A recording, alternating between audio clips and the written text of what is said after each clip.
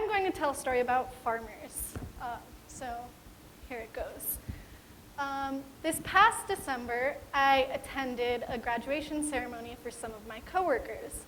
And at my service site, Tohono O'odham Community Action, or TOCA, they run a bunch of different programs. But one of my personal favorites is a farmer apprenticeship program. And in this apprenticeship, they take young people from different villages on the reservation and they give them a full-time paid position, putting them through a crash course in all aspects of small-scale desert farming. And I've really gotten to know these guys well in my time at TOCA. They're in the office a lot, and Julia, my co-service member, and I have them do things like come into the schools to show kids the corn denuggetizer, which you can't really see here, but it does exactly what it sounds like, and the kids think it is the coolest thing on the face of the earth. At this graduation that I'm talking about, each farmer got to share a little bit with the audience about what their time had meant to them and what they had learned. And it was when the farm manager, Noland, got up to talk that he got really choked up and he started to cry. And it really caught me off guard, maybe because it was so at odds with my preconceived notions of what a farmer is like, even though it's silly to generalize about a group of people like that. But it's undeniable that today there are certain characteristics we've come to associate with archetypical farmers. They are stoic, strong-willed, and stone-faced, not particularly emotional, and especially not openly vulnerable. And in a lot of ways, this stereotype sort of rings true for some of the farmers in the program. I mean, they are very strong. They're often very quiet, but they are incredibly hard workers. And so for some context, in the Sonoran Desert, they grow crops that the O'odham have been growing for thousands of years. And for the traditional corn, beans, and squash, the growing season runs from about April, so right about now, to November. And so most times the average in the summer hovers around 99 degrees on a good day, with most days getting into the upper hundreds. And these guys will be out there every single day for 10 to 12 hours a day. It's incredible.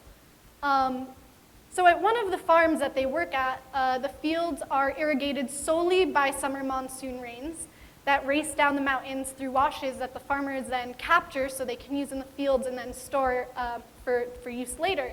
And this is called akchin, or floodwater farming.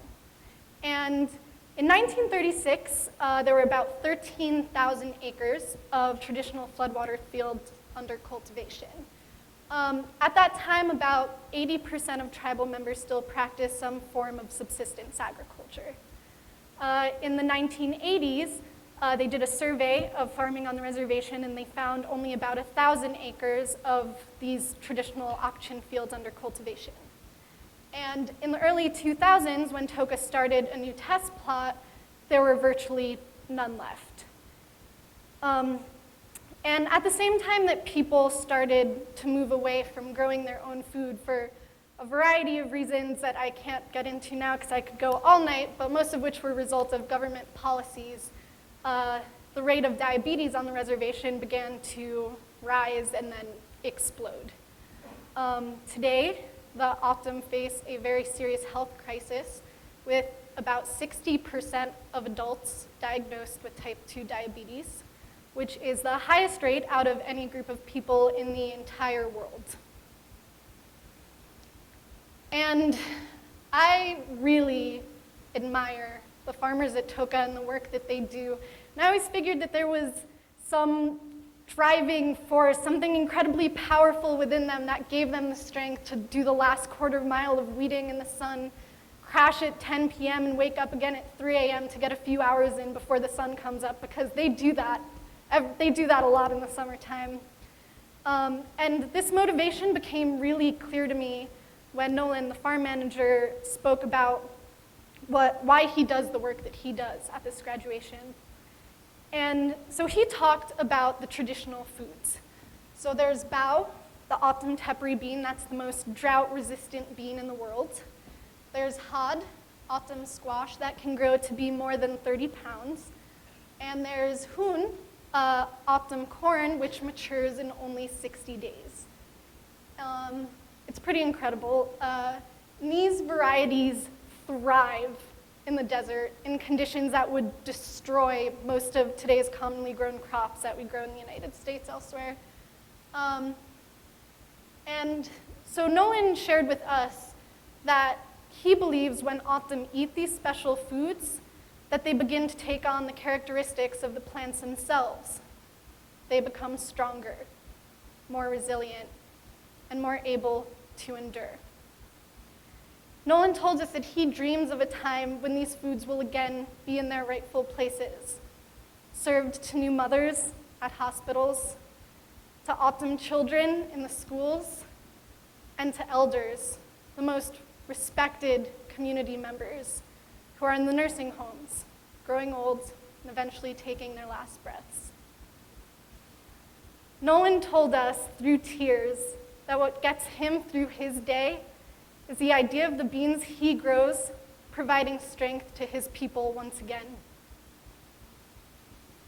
And I had never heard a farmer talk about their work that way. And I had never before then seen a farmer cry.